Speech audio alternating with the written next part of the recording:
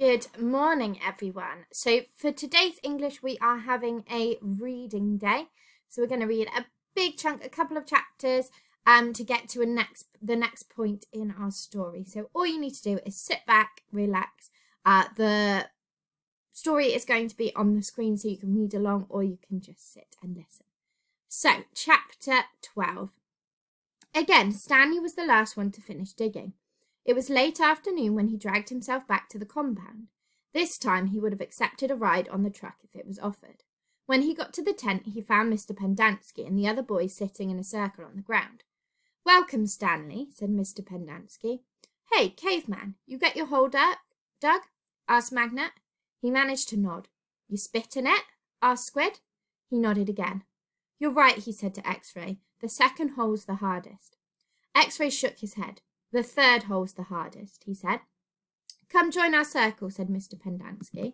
Stanley plopped down between Squid and Magnet. He needed to rest up before taking a shower. "We've been discussing what we want to do with our lives," said Mr. Pendanski. "We're not going to be at Camp Green Lake forever. We need to prepare for the day we leave here and join the rest of society." "Hey, that's great, Mum," said Magnet. "They're going to finally let you out of here?" The other boys laughed. "Okay, Jose," said Mr. Pendanski. "What do you want to do with your life?" "I don't know," said Magnet. "You need to think about that," said Mr. Pendanski. "It's important to have goals, otherwise you're going to end up right back in jail. What do you like to do?" "I don't know," said Magnet. "You must like something," said Mr. Pendanski. "I like animals," said Magnet. "Good," said Mr. Pendanski. "Does anyone know any jobs that involve animals?" "A veterinarian," said Armpit. "That's right," said Mr. Pendanski. "He could work in a zoo," said Zigzag. "He belongs in the zoo," said Squid, and then he and X-Ray laughed. "How about you, Stanley? Any ideas for Jose?" Stanley sighed. "Animal trainer," he said, "like for the circus or movies or something like that." "Any of those jobs sound good to you, Jose?" asked Mr. Pendanski. "Yeah, I like what Caveman said about training animals for movies. I think it would be fun to train monkeys." X-Ray laughed. "Don't laugh, Rex," said Mr. Pendanski. "We don't laugh at people's dreams. Someone is going to have to train monkeys for the movies." "Who are you kidding, Mum?" asked X-Ray. "Magnet's never going to be a monkey trainer." "You don't know that," said Mr. Pendanski. "I'm not saying it's going to be easy. Nothing in life is easy. But that's no reason to give up. You'd be surprised what you can accomplish if you set your mind to it. After all, you only have one life, so you should try to make the most of it." Stanley tried to figure out what he'd say if Mr. Pendanski asked him what he wanted to do with his life. He used to think he wanted to work for the FBI, but this didn't seem the appropriate place to mention that. "So far, you've all done a pretty good job of messing up your lives," said Mr. Pendanski. "I know you think you're cool." He looked at Stanley. "So you're caveman now, huh? You like digging holes, caveman?" Stanley didn't know what to say. "Well, let me tell you something, caveman. You are here on account of one person. If it wasn't for that person, you wouldn't be here digging holes in the hot sun. You know who that person is? My no-good, dirty, rotten, pig-stealing great-great-grandfather." The other boys howled with laughter. Even Zero smiled. It was the first time Stanley had ever seen Zero smile. He usually had such an angry expression on his face. Now he had a huge smile. It almost seemed too big for his face, like the smile on a jack-o'-lantern. "No," said Mr. Pendanski. "That person is you, Stanley. You're the reason you're here. You're responsible for yourself. You messed up your life, and it's up to you to fix it. No one else is going to do it for you, for any of you." Mr. Pendanski looked from one boy to another. "You're all special in your own way," he said. "You've all got something to offer. You have to think about what you want to do. Then do it. Even you, Zero. You're not completely worthless." The smile was now gone from Zero's face. "What do you want to do with your life?" Mr. Pendanski asked him. Zero's mouth was shut tight. As he glared at Mr. Pendanski, his dark eyes seemed to expand. "What about it, Zero?" asked Mr. Pendanski. "What do you like to do?" "I like to dig holes." Chapter 13. All too soon, Stanley was back out on the lake, sticking his shovel into the dirt. X-Ray was right. The third hole was the hardest. So was the fourth hole, and the fifth hole, and the sixth, and the... He dug his shovel into the dirt. After a while, he'd lost track of the day of the week and how many holes he'd dug. It all seemed like one big hole, and it would take a year and a half to dig it. He guessed he'd lost at least 5 pounds. He figured that in a year and a half he'd be either in great physical condition or else dead. He dug his shovel into the dirt. It couldn't always be this hot, he thought. Surely it got cooler in December. Maybe then they froze. He dug his shovel into the dirt. His skin has gotten tougher. It didn't hurt as much to hold the shovel. As he drank from his canteen, he looked up at the sky. A cloud had appeared earlier in the day. It was the first cloud he could remember seeing since coming to Camp Green Lake. He and the other boys had been watching it all day, hoping it would move in front of the sun. Occasionally it got close, but it was just teasing them. His hole was waist deep. He dug his shovel into the dirt. As he dumped it out, he thought he saw something glisten as it fell onto the dirt pile. Whatever it was quickly buried. Stanley stared at the pile a moment, unsure if he'd even seen it. Even if it was something, what good would it do him? He promised to give anything he found to X-Ray. It didn't seem worth the effort to climb out of his hole to check it out. He glanced up at the cloud, which was close enough to the sun that he had to squint to look at it. He dug his shovel back into the earth, scooped out some dirt, and lifted it over his dirt pile. But instead of dumping it there, he tossed it off to the side. His curiosity had gotten the better of him. He climbed up out of his hole and sifted his fingers through the pile. He felt something hard and metallic. He pulled it out. It was a gold tube about as long and as wide as his second finger on his right hand. The tube was open at one end and closed at the other. He used a few drops of his precious water to clean it. There seemed to be some kind of design on the flat, closed end. He poured a few more drops of water on it and rubbed it on the inside of his pants pocket. He looked again at the design engraved in the flat bottom of the tube. He could see an outline of a heart with the letters KB etched inside it. He tried to figure out some way that he wouldn't have to give it to X-Ray. He could just keep it, but that wouldn't do him any good. He wanted a day off. He looked at the large piles of dirt near where X-Ray was digging. X-Ray was probably almost finished for the day. Getting the rest of the day off would hardly do him much good.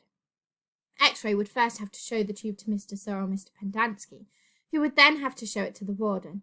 By then, X-Ray might be done anyway.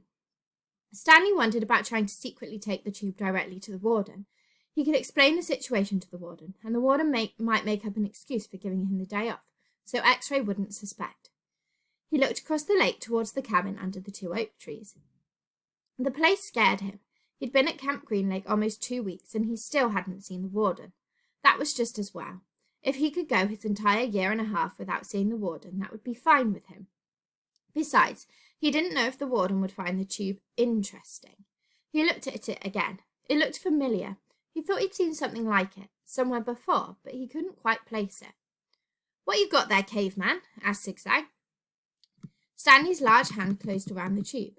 "Nothing, just, It was useless. "I think I might have found something." "Another fossil?"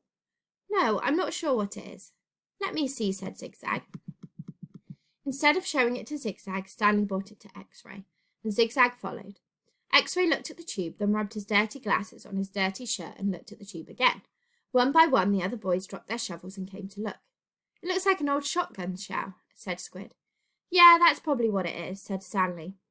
He decided not to mention the engraved design. Maybe nobody would notice it. He doubted X-Ray would see it. "No, it's too long and thin to be a shotgun shell," said Magnet. "It's probably just a piece of junk," said Stanley. "Well, I'll show it to Mum," said X-Ray. "See what he thinks. Who knows? Maybe I'll get the day off." "Your hole's almost finished," said Stanley. "Yeah, so?" Stanley raised and lowered his shoulder. "So, why don't you wait until tomorrow to show it to Mum?" he suggested. "You can pretend you found it at first thing in the morning. Then you can get the whole day off instead of just an hour or so this afternoon." X-Ray smiled. "Good thinking, caveman." He dropped the tube into his large pocket on the right leg of his dirty orange pants. Stanley returned to his hole. When the water truck came, Stanley started to take his place at the end of the line, but X-Ray told him to get behind Magnet in front of Zero. Stanley moved up one place in line. Chapter 14. That night, as Stanley lay on his scratchy and smelly cot, he tried to figure out what he could have done differently, but there was nothing he could do. For once in his unlucky life, he was in the right place at the right time, and it still didn't help him. "You got it?" he asked X-Ray the next morning at breakfast. X-Ray looked at him with half-opened eyes behind his dirty glasses. "I don't know what you're talking about," he grumbled. "You know," said Stanley. "No, I don't know," X-Ray snapped, "so just leave me alone, okay? I don't want to talk to you." Stanley didn't say another word. Mr. Sir marched the boys out to the lake, chewing sunflower seeds along the way and spitting out the shells. He scraped the ground with his boot heel to mark where each boy was supposed to dig. Stanley stamped down on the back of the blade of the shovel, piercing the hard, dry earth. He couldn't figure out why X-Ray had snapped at him. If he wasn't going to produce the tube, why did he make Stanley give it to him? Was he just going to keep it? The tube was gold in colour, but Stanley didn't think it was real gold. The water truck came a little after sunrise. Stanley finished his last drop of water and stepped up out of the hole. At this time of day, Stanley sometimes could see some distant hills or mountains on the other side of the lake. They were only visible for a short while and would soon disappear behind the haze of heat and dirt. The truck stopped, and the dust cloud drifted past it. X-Ray took his place at the front of the line. Mr. Pendanski filled his canteen. "Thanks, Mum," X-Ray said. He didn't mention the tube. Mr. Pendanski filled all the canteens, then climbed back into the cab of the pickup. He still had to bring water to Group E. Stanley could see them digging about 200 yards away. "Mr. Pendanski!" X-Ray shouted from his hole. "Wait, Mr. Pendanski, I think I might have found something." The boys all followed Mr. Pendanski as he walked over to X-Ray's hole. Stanley could see the gold tube sticking out of some dirt in the end of X-Ray's shovel. Mr. Pendanski examined it and took a long look at its flat bottom. "I think the warden's going to like this." "Does X-Ray get the day off?" asked Squid. "Just keep digging until someone says otherwise," Mr. Pendanski said. Then he smiled. "But if I were you, Rex, I wouldn't dig too hard." Stanley watched the cloud of dust move across the lake to the cabin beneath the trees. The boys in Group E were just going to have to wait. It didn't take long for the pickup to return.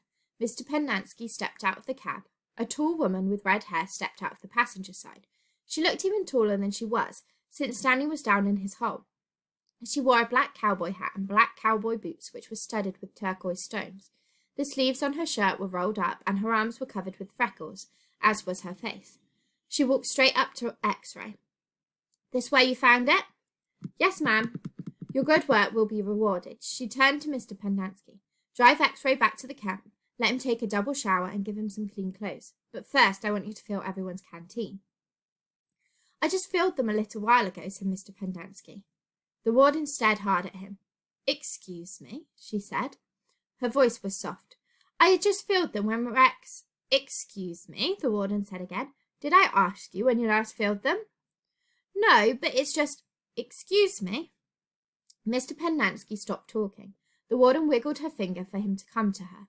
"It's hot, and it's only going to get hotter," she said. "Now these fine boys have been working hard. Don't you think it might be possible that they have taken a drink since you last filled their canteens?" Mr. Pendanski said nothing. The warden turned to Stanley. "Caveman, will you come here, please?" Stanley was surprised she knew his name. He had never seen her. Until she stepped out of the truck, he didn't even know the warden was a woman. He nervously went towards her. "Mr. Pendanski and I have been having a discussion. Have you taken a drink since Mr. Pendanski last filled your canteen?" Stanley didn't want to cause any trouble for Mr. Pendanski. "I've still got plenty left," he said. "Excuse me?" He stopped. "Yeah, I drank some." "Thank you. May I see your canteen, please?" Stanley handed it to her. Her fingernails were painted dark red. She gently shook the canteen, letting the water swish inside the plastic container. "Do you hear the empty spaces?" she asked. "Yes," said Mr. Pendanski. "Then fill it," she said, "and the next time I tell you to do something, I expect you to do it, without questioning my authority. If it's too much trouble for you to fill a canteen, I'll give you a shovel, you can dig the hole, and then Caveman can fill the canteen." She turned back to Stanley. "I don't think that would be too much trouble for you, would it?" "No," said Stanley. "So what will it be?" she asked Mr. Pendanski. "Do you want to fill the canteens, or do you want to dig?" "I'll fill the canteen," said Mr. Pendanski. "Thank you."